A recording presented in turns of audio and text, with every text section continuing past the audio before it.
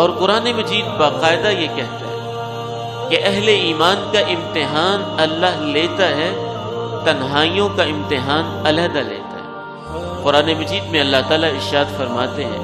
یا ایھا الذین آمنوا لیبلونکم اللہ بشیء من الصید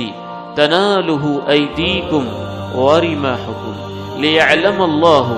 من یخافہ بالغیب۔ اے ایمان والو، اے نبی کے ساتھیوں، مدینہ سے مکہ عمرے پہ جانے والوں، اس دور میں تنہائیاں اور طرح کی تھی، امتحان بھی اور طرح کا تھا، تنہائی میں آزمائش بھی اور طرح کی تھی، اس آزمائش کے اندر پورا اترنا بھی اور طرح کا تھا۔ یہ بات ذہن میں رکھیے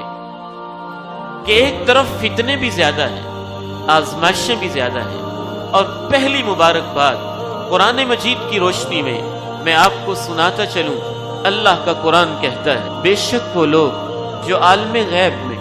تنہائی میں، یا رب کو دیکھے بغیر، یا اس وقت جب ان کو کوئی نہیں دیکھتا، اپنی تنہائیوں میں رب کی خشیت اختیار کرتے ہیں، لہم مغفرہ و اجر کبیر، اللہ ان کی زندگی کے سب گناہوں کو معاف فرما دیتا ہے۔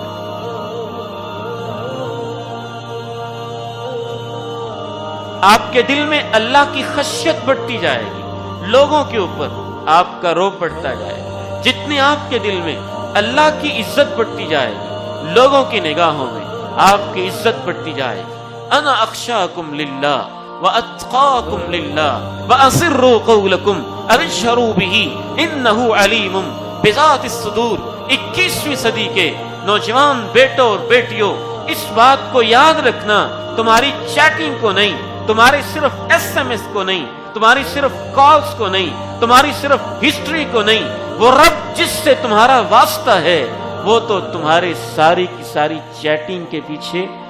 نیت کیا ہے، وہ تو سینوں کے رازوں کو بھی جانتا ہے۔